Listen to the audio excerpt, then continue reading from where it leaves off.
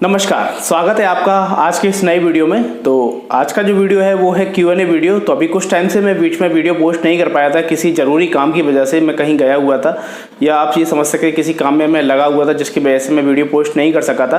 तो मैंने एक यूट्यूब में कम्युनिटी पोस्ट किया था कि अगर आपको कोई भी सवाल या क्वेश्चन है तो आप उसमें कमेंट करके मुझे पूछ सकते हैं। तो आप में से कुछ भाइयों ने जो कमेंट किए थे, ओके, तो सबसे पहला जो सवाल है वो है हवलदार वर्मा जी का। BMW 5 सीरीज का सर्विस कॉस्ट कितना है, Audi A4 का सर्विस कॉस्ट कितना है डीजल इंजन का। तो बेसिकली सर BMW हो या 5 सीरीज हो या 3 सीरीज हो या फिर मर्सिडीज़ की C क्लास हो और Audi की A4 A6, नॉर्मली इन सभी कारों का जो सर्विस कॉस्ट एक अराउंड समथिंग सेम ही रहता है। और अगर मैं नॉर्मल सर्विस की बात करूँ तो 12,500-13 हज़ार रुपये से लेकर के 15,000 तक की इसकी कॉस्ट जाती है। अगर आप इसकी मेजर सर्विस की बात करते हैं, मेजर सर्विस में इसमें ऑटोमेटिक ट्रांसमिशन ऑयल है, ब्रेक डिस्क है, ब्रेक पैड है, ब्रेक ऑयल है, और भी काफ़ी चीज़ें होती हैं। ब्रेक के आगे के हेडलाइट के बल्ब वगैरह हैं, वाइपर ब्लेड वगैरह हैं, ये सारी चीज़ें अगर चेंज होती हैं तो नॉर्मली उसमें आपका खर्चा जो आता है समथिंग 40,000 रुपये तक आ जाता है एक मेजर सर्विस की कॉस्ट। और नॉर्मल जो सर्विस की कॉस्ट आती है वो 12 से 15,000 के बीच की आ जाती है। ओके सर, तो अगला जो क्वेश्चन है वो है जतिन जी का।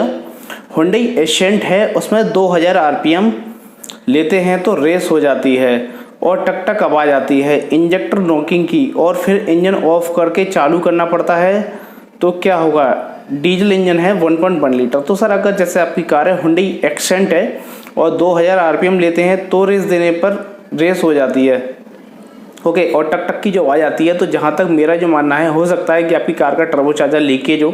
अगर टर्बो चार्जर लीकेज होगा तो ऑयल एक लिमिट से ज़्यादा जाएगा और उसकी वजह से भी कार में नॉकिंग की प्रॉब्लम बनेगी और ओवर रेस भी होगी ऑटोमेटिकली गाड़ी।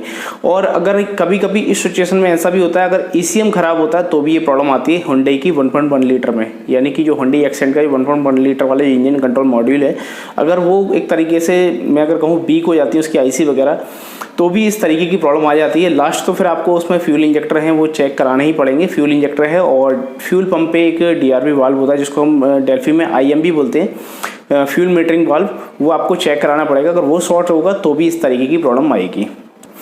तो अगला जो कमेंट है वो है जयस जी का। I am JAYS sir, Tata मांजा लॉन्ग सेल्फ लेके स्टार्ट होती है और इंजन बहुत जर्किंग करता है, क्या प्रॉब्लम हो सकती है, प्लीज़ रिप्लाई। तो सर जैसे कि आपकी कार है टाटा मांजा है, अब आपने इसमें ये नहीं शो किया है कार आपकी पेट्रोल है या डीजल है। अगर डीजल कार है, अगर लॉन्ग सेल्फ लेती है तो एक बार आप उसके फ्यूल इंजेक्टर चेक कराइए। हो सकता है उसके फ्यूल इंजेक्टर में जो रिटर्न लाइन है, अगर वो एक तरीके से बैक लीकेज बढ़ जाएगी तो इस तरीके की प्रॉब्लम आएगी। और साथ ही साथ अगर आपकी कार का जो सेल्फ है, स्टार्टर मोटर होती है, वो आप चेक कराइए, और उसकी जो बैटरी है वो भी चेक कराइएगा। मांजा के अंदर बैटरी का अगर एम्पियर डाउन होगा या वोल्टेज डाउन होंगे तो भी इस तरीके की लॉन्ग स्टार्टिंग की प्रॉब्लम आती है।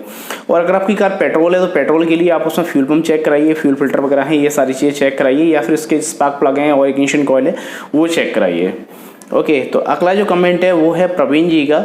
मनीष भाई, मैंने 20 फरवरी 2020 लास्ट में हुंडई i10 ग्रांड स्पोर्ट्स 2014 का मॉडल लिया था, सेकेंड हैंड, 68,500 किलोमीटर चली है और कार चलाकर देखा है, हर तरीके से सब ठीक लगा, कोई ख़राब नहीं है, साउंड वाउंड सब कुछ स्मूथ लगा है, इसलिए ले लिया है। उसका सर्विस हिस्ट्री पता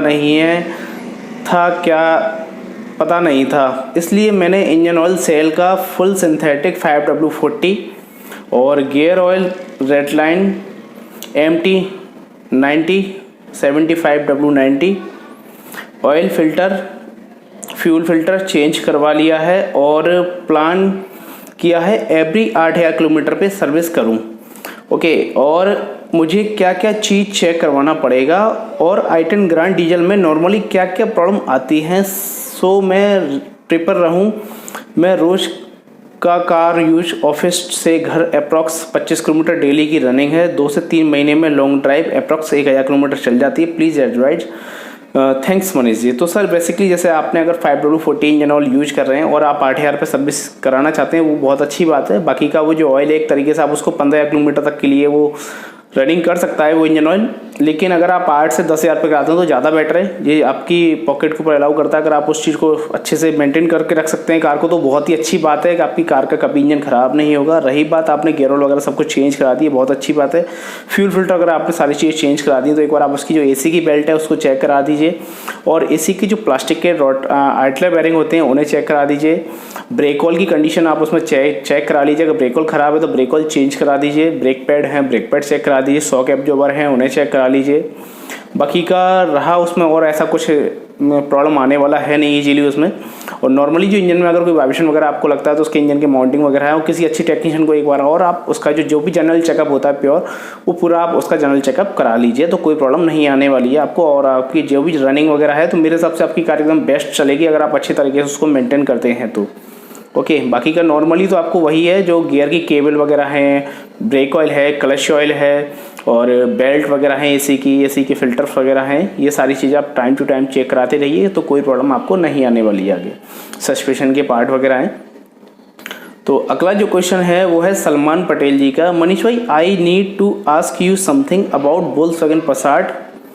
जब कार स्टार्ट करते हैं, आइडलिंग में रखते हैं तो हाई प्रेशर फ्यूल पंप से कुछ आवाज़ नहीं आता, पर जैसे ही एक्सीलेटर देते हैं तो टिक टिक का आवाज़ आता है। मैंने अच्छे से चेक कर लिया और वो आवाज़ हाई प्रेशर फ्यूल पंप पे ही आता है। अब ये बताओ कि ये नॉर्मल है, ये प्रॉब्लम है? Thank you, Salman Patel, Pune, Maharashtra. Sir, अगर आपकी कार जो 2.0 TDI वाला इंजन आता है तो नॉर्मली इस कार में हाई प्रेशर पंप पे जो सोलेनोइड लगा हुआ है वो आवाज़ करता है एक तरीके से, और ये कोई प्रॉब्लम नहीं है, ये नॉर्मल आवाज़ है। यानी कि अगर आप देखेंगे जो कार लगभग 50 से 60 किलोमीटर चल चुकी हैं, ये नॉर्मली सभी गाड़ियों में इस तरीके की आवाज़ आ जाती है, ऐसा कुछ नहीं है, उससे कोई प्रॉब्लम नहीं आने वाली है। और अगर आप चाहते हैं तो आप कार के अंदर डीजल में सिस्टम D या फ्यूल एडिटिव यूज कीजिए, तो वो जो आवाज़ है वो भी बंद हो जाएगी, कोई प्रॉब्लम नहीं आएगी। ओके, तो कोई टेंशन वाली बात नहीं है, जो प्रॉब्लम है वो बिल्कुल सॉल्व हो जाएगी। आप इजीली उसको ड्राइव करते रहिए, कोई प्रॉब्लम नहीं आएगी। अगला जो कमेंट है वो है कुबेर बालाजी सिंह ठाकुर जी का। हाय मनीष भाई, कैसे हो? मेरा सवाल है डीजल कार को लेकर, कौन सी कंपनी के इंजेक्टर रिमूव करने में प्रॉब्लम नहीं होता है और कौन सा प्रॉब्लम होता है? प्लीज़ इससे ज़रूर बताना, थैंक यू। तो कुबेर बालाजी, सबसे पहले मैं बिल्कुल एकदम ओके हूँ, मुझे कोई प्रॉब्लम नहीं है, एकदम बढ़िया हूँ। और आई होप आप भी बिल्कुल ठीक होंगे, और आप सब लोग भाई भी मेरे हिसाब से सभी लोग ठीक होंगे, घर पे आराम से रह रहे होंगे, लॉकडाउन का अच्छे से पालन कर रहे होंगे। और इस समय जो बीमारी है वो सभी के लिए है, लॉकडाउन में सभी लोग परेशान हैं, तो हमें और आप सबको मिल कर के ही ये लड़ाई जीतनी है इस कोरोना के ख़िलाफ़। तो रही बात आपकी, अब कौन सी कार के इंजेक्टर्स ज़्यादा अच्छे हैं या किस कंपनी के ज़्यादा इंजेक्टर अच्छे हैं, तो मेरे को सबसे ज़्यादा जो इंजेक्टर अच्छे लगते हैं वो डेंसो कार के इंजेक्टर, जो डेंसो का जो इंजेक्टर आता है, यानी कि टोयोटा के अंदर जैसे फॉर्च्यूनर में है, इनोवा में है, ये एक इंजेक्टर ऐसे हैं जो कि कभी सीज नहीं होते, कभी स्टक नहीं होते। इनको निकालने के लिए आपको इजीली टैबलेट का खोल करके आप इजीली इसको निकाल सकते हैं, क्योंकि वो जो इंजेक्टर है वो ऑयल के अंदर रहता है, जिसकी वजह से वो बिल्कुल भी सीज नहीं होता और ईजिली निकल जाता है। तो मुझे एक तरीके से डेंसो के जो इंजेक्टर हैं बहुत ही बढ़िया लगते हैं। कभी भी उनको निकालना हो सर्विस के लिए या चेंज करने के लिए तो कोई प्रॉब्लम नहीं आती, और उनकी लाइफ भी अगर मैं कहूँ तो लाइफ भी एक तरीके से लॉन्ग रहती है, यानी कि हाल ही ईजिली ख़राब नहीं होते। नॉर्मली अगर मैं डेल्फी की बात करूँ, डेल्फी का इंजेक्टर अगर आपने 4 से 5 बार खोल दिया उसको, तो एयर निकालने के उसमें ही उसकी एक तरीके से 50% जो लाइफ है वो कम हो जाती है, लेकिन डेंसो के अंदर ऐसी कोई प्रॉब्लम नहीं आती है। तो मेरे हिसाब से तो डेंसो का जो इंजेक्टर है वो बहुत ही बढ़िया है, जो कि ज़्यादा इनोवा और टोयोटा फॉर्च्यूनर कार के अंदर आते हैं। तो अगला जो क्वेश्चन है वो है ऋतु अरोरा जी का।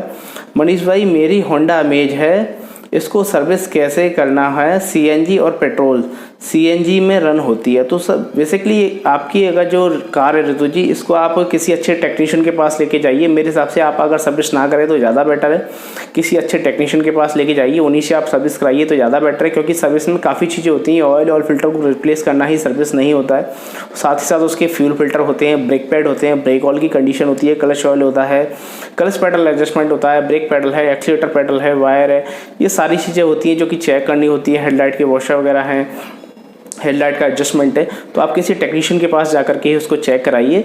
और कोई भी प्रॉब्लम रहती है तो टेक्नीशियन के पास एक स्कैन टूल होता है जिससे वो इजीली चेक कर सकते हैं कहीं कार में कोई प्रॉब्लम तो नहीं है। ओके, तो आप किसी नियरेस्ट टेक्नीशियन के पास जाकर के ही उसको चेक कराइए। रही बात अगर लॉकडाउन में कोई प्रॉब्लम आ रही है आपको कार की सर्विस को ले करके, तो कोई प्रॉब्लम नहीं है, अगर आप थोड़ा सा उसको लेट भी कर लेते हैं तो कोई प्रॉब्लम आपको नहीं आने वाली है। तो अगला जो कमेंट है वो है संयोग जी का। सर मेरी 2015 मॉडल टाटा इंडिगो है। मेरी गाड़ी में गियर बॉक्स का प्रॉब्लम हुआ था। Second and fourth gear slip हो रहा था। हमने पार्ट ढूंढे पर नहीं मिले। हमने एक एक्सीडेंटल गाड़ी का गियर बॉक्स इंस्टॉल किया पर फिर भी फोर्थ गियर कभी कभी स्लिप होता है। फर्स्ट गियर में भी गाड़ी सामने लेते वक्त वाइब्रेशन करती है और सेकंड गियर में भी गाड़ी सिटी ट्रैफिक में वाइब्रेशन करती है, पर जैसे मज़ा नहीं आता गाड़ी चलाने को। क्या प्रॉब्लम हो सकती है और अब मुझे क्या कराना चाहिए गाड़ी में, प्लीज़ आंसर। तो सर बेसिकली अगर आपने ट्रांसमिशन चेंज किया है और फोर्थ गियर में अभी भी प्रॉब्लम आ रही है, कभी कभी स्लिप होता है, तो ये ट्रांसमिशन के अंदर की ही प्रॉब्लम है। यानी कि आपने बेशक चेंज तो कर दिया वो एक्सीडेंट गाड़ी का, लेकिन आपको ये कंफर्म नहीं था कि ये प्रॉब्लम हो सकता है उस ट्रांसमिशन के अंदर भी हो। अगर आप नया डालते तो ये प्रॉब्लम हो सकता था, शायद नहीं आती। ओके, तो हो सकता है कि आपको ये जो ट्रांसमिशन है इसको खोल करके इसको रिपेयर कराना पड़ेगा। और रही बात वाइब्रेशन की, तो वाइब्रेशन जब भी आता है जब क्लच के अंदर कोई प्रॉब्लम रहती है, तो क्लच के फिंगर अगर ऊपर नीचे अपसेट होंगे तो उसकी वजह से इस तरीके की प्रॉब्लम आएगी, या क्लच प्लेट ख़राब होगी, या उसकी बेरिंग ख़राब होगी, या उसका क्लच का जो फॉर्क होता है अगर वो बैंड हो जाएगा तो भी इस तरीके की प्रॉब्लम आएगी। क्योंकि अगर क्लच पूरी तरीके से प्रेस नहीं होगा तो इस तरीके की प्रॉब्लम आती है। तो एक बार मेरे हिसाब से आप उसमें क्लच के फॉर्क, बेरिंग और क्लच प्लेट और प्रेशर प्लेट ये दोनों चीज़ चेक कराइए, जिससे कि ये प्रॉब्लम है वो आपकी सॉल्व हो जाए। रही बात गियर की स्लिपिंग की, तो उसके लिए आपको गियर बॉक्स रिपेयर ही कराना पड़ेगा। ओके, तो अगला जो कमेंट है वो है फिएट पुंटो के लिए पवार जी का।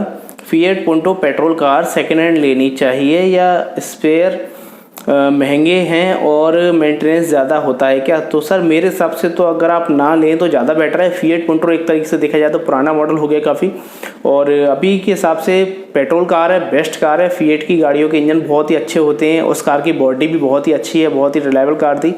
लेकिन अगर मेरी आप पर्सनल सजेशन मानेंगे तो मैं आपको रिकमेंड नहीं करूँगा। उससे अच्छा है कि आप होंडा की कोई सेंट्रो दूसरी अदर कार देख लें, जैसे i10 वगैरह है या सेंट्रो है, या और भी काफ़ी गाड़ी मिल जाएंगी आपको उस सेगमेंट में, उस प्राइस के हिसाब से i20 वगैरह है, वो अगर आप कार ले लें तो ज़्यादा बेटर है।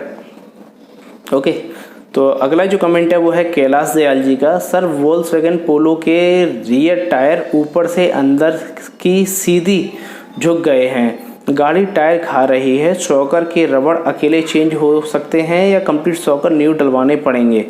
सर आपकी गाड़ी में जो प्रॉब्लम है वो रियर साइड से है, तो रियर साइड से जो प्रॉब्लम आती है वो उसकी शॉकर की वजह से नहीं आती है।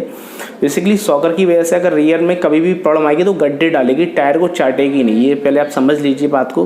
कभी भी अगर पीछे का बेरिंग ख़राब होगा या शॉकर ख़राब होगा तो टायर में गड्ढे पड़ते हैं, स्पॉट पड़ते हैं छोटे छोटे, ना कि टायर को वो अंदर से चाटेगी। जिस तरीके टायर जो घिस जाता है ना एक साइड से, वो चीज़ नहीं बनेगी। वो चीज़ जब भी बनती है जब टायर का एक तरीके से जो कैम्बर पोजीशन होता है वो अगर अपसेट हो जाता है। अगर गाड़ी के टायर इस कंडीशन में, जैसे गाड़ी में टायर इस तरीके से, अगर वो इस तरीके से झुक जाएंगे तो वो अंदर की साइड से चाटेंगे, अगर इस तरीके से हो जाएंगे तो बाहर की साइड से। ये इस तरीके से होना चाहिए हल्का सा।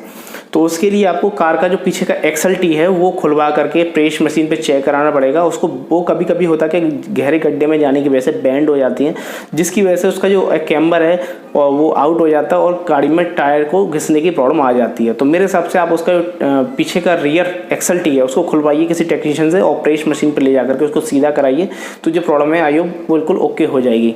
तो ये थे आज के कुछ कमेंट। तो उम्मीद है आपको ये वीडियो पसंद आएगी। तो अगर आपको हमारा ये वीडियो पसंद आया तो प्लीज़ हमारे इस वीडियो को लाइक कीजिए, और चैनल को अभी तक सब्सक्राइब नहीं किया है तो चैनल को सब्सक्राइब कीजिए, और साथ ही साथ चैनल सब्सक्राइब बटन के बाजू में जो बेल नोटिफिकेशन है उसे भी प्रेस करके नोटिफिकेशन को ऑल पे कीजिए, क्योंकि जब भी अगर हम वीडियो पोस्ट करेंगे तभी आपको नोटिफिकेशन मिलेगा। अगर आप उसको ऑल पे नहीं करते हैं तो आपको नोटिफिकेशन नहीं मिलता है। तो उम्मीद है ये वीडियो आपको पसंद आएगी। करते हैं आज की इस वीडियो को यहीं समाप्त, मिलते हैं जल्दी नई वीडियो में। तब तक के लिए देखते रहिए मनीष कार टेक्नोलॉजी। जय हिंद, वंदे मातरम, नमस्कार।